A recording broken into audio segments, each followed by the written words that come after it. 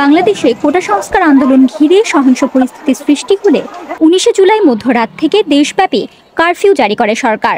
এরই মধ্যে আইনশৃঙ্খলা পরিস্থিতি নিয়ন্ত্রণে আসার দাবি করলেও আরও এক দফা বাড়িয়ে শনিবারও কারফিউ দিয়েছে সরকার। ৮ দিন পার হবার পরও তারা বলছে সাবধানতার কারণেই এখনও কারফিউ বহাল আছে, আর যতদিন পর্যন্ত পরিস্থিতি সার্বিকভাবে নিয়ন্ত্রণে না আসবে ততদিন বহাল থাকবে কারফিউ। বাংলাদেশের কোটা আন্দোলনের প্রেক্ষাপটে রাজধানী সহ দেশের বিভিন্ন স্থানে আন্দোলনকারীদের সঙ্গে সংঘাতে জড়ায় আইনশৃঙ্খলা রক্ষাকারী বাহিনী।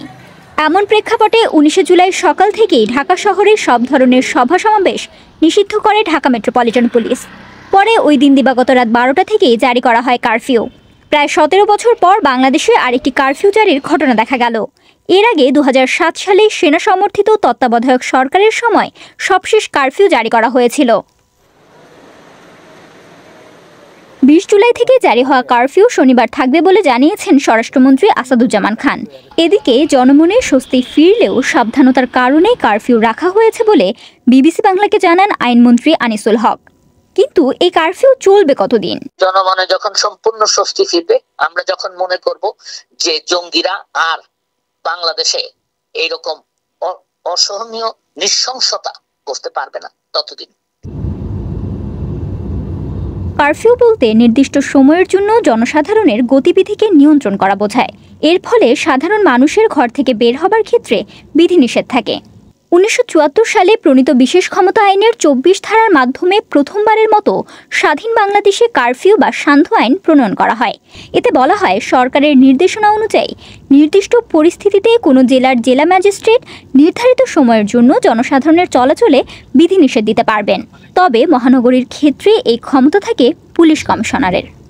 আইনশৃঙ্খলা পরিস্থিতির চরম অবনতি হয় এবং দুষ্কৃতিকারীদের দাপট বেড়ে যায়।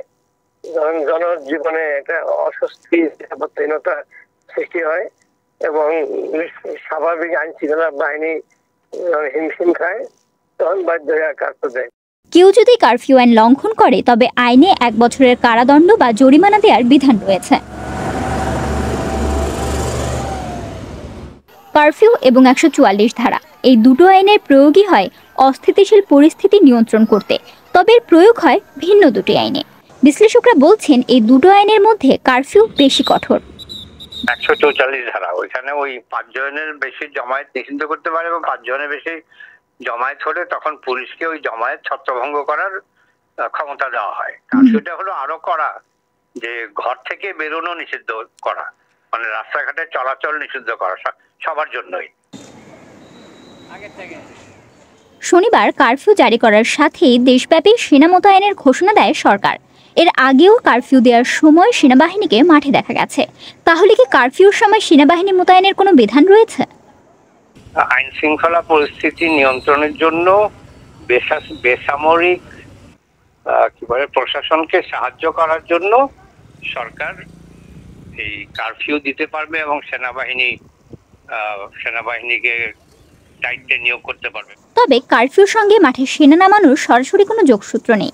সেনাবাহিনী থাকলে যে ডিটারেন্ট ইফেক্ট আছে, সেনাবাহিনী তো বেড়াকে থাকে, এরা যখন ফিল্ডে আসে পাবলিক ভয় পায় বা পাবলিক যত উচ্ছৃঙ্খল হয় না, আরলি হয় না। এই জন্য আমাদের দেশে যে কালচার, যে কারফিউ দিলে সেনাবাহিনী নামে এনফোর্স থাকে কারফিউ, কিন্তু সেনাবাহিনীর নাম তো হবে, নামাই দিতে হবে, এটা করে ম্যান্ডেটরি না। ব্যারাকে থাকায় সাধারণ সেনাবাহিনীকে নিয়ে মানুষের মধ্যে মনস্তাত্ত্বিক যে ভাবনা কাজ করে, পরিস্থিতি নিয়ন্ত্রণের ক্ষেত্রে তার একটা প্রভাব কাজ করে বলেই মনে করেন বিশ্লেষকরা।